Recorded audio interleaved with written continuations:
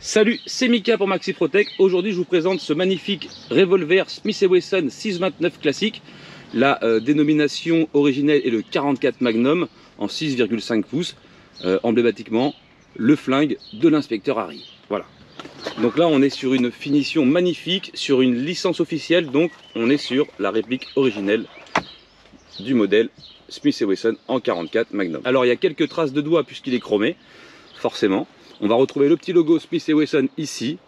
On va retrouver une magnifique crosse, pareil, agrémentée du logo Smith & Wesson. L'écriture 629 classique sur le canon. Un beau guidon avec son petit rappel orange. Une hausse réglable en hauteur et en dérive. Double action, simple action. Très bien. La crosse est légèrement caoutchoutée pour un très bon grip avec la trace pour les doigts jusqu'en bas.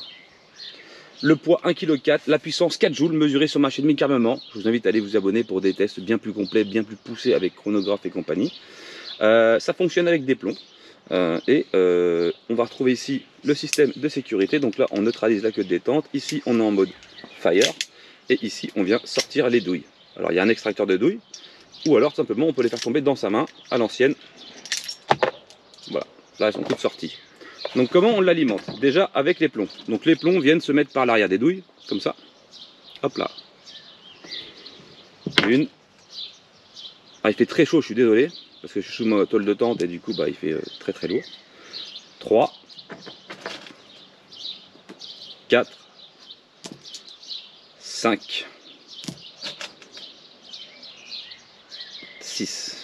Ok, donc là j'ai alimenté les douilles par l'arrière avec des plombs, j'utilise des Gamo Hollow Point. C'est pas les meilleurs mais bon, j'avais que ça sous la main. Pour le CO2, alors l'alimentation est assez simple, donc on vient ouvrir la crosse ici, il y a une petite encoche, on vient ouvrir la crosse. La clé est comprise dedans pour le serrage.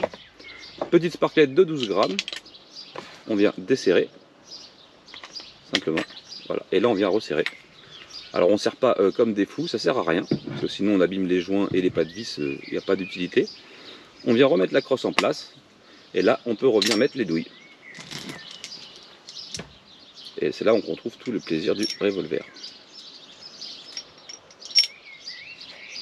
Alors je vais faire deux barillet, d'accord, de 6, puis ça suffira pour l'essai. Et on fera une petite conclusion sur le modèle, que je trouve magnifique, hein, déjà je peux vous le dire. Voilà. Je suis un grand fan des revolvers. Là, on va le mettre en mode sécurité et on va les mettre la caméra de cible en route. C'est parti. Je vais le faire en double action et ensuite je le ferai en simple action. Ok? Allez, c'est parti. Ah, là, on est en mode sécurité, forcément. Superbe. On est à 8 mètres. Hein.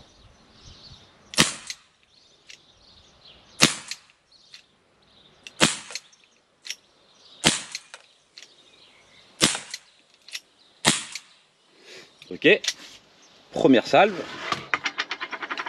Là, je vais pas enlever les douilles, je vais les remettre directement comme ça, puisque on peut le faire également comme ça. Hein. Alors, on peut trouver d'autres douilles, hein, d'accord, puisque le but, c'est d'avoir plusieurs jeux de douilles pour faire des longues sessions de tir, donc préparer à l'avance. L'autonomie, vous pourrez faire largement 5-6 barillet, hein, sans forcer. Donc là, j'ai ralimenté les 6. On vient refermer et on va se le faire en simple action.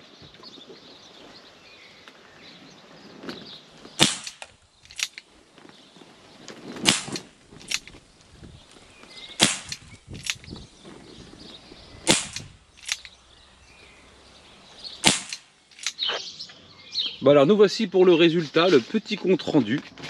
Bah, écoutez, c'est plutôt très bien. À 8 mètres, on met quasiment tout dans le mille. On est très peu éparpillé. C'est vraiment un très bon revolver. Non, vraiment, je suis surpris. Surtout que je n'ai absolument pas réglé les organes de visée. Donc, qui sont d'ailleurs réglables également en hauteur et en dérive avec cette petite mire rouge qui va très bien. Donc pour moi, c'est concluant. Je valide complètement ce revolver Smith & Wesson qui est de toute beauté, on peut le dire, hein, un petit peu, voilà. Ce qu'on référence, c'est de toute beauté. La crosse, ça va très bien, le grip est bon, le poids 1,4 kg, mais on l'oublie très vite puisque bah, On connaît la qualité Smith & Wesson, c'est full métal, il n'y a rien de plastique dessus. Je crois qu'il n'y a que la hausse qui est en plastique et les poignées qui sont en caoutchouc, c'est tout. Le reste c'est full métal. Même la queue de détente est en métal. Donc c'est pour dire à quel point ils ont été loin. Voilà, je vous remonte de près. Je vous souhaite une agréable journée et je vous dis à plus. Tchuss.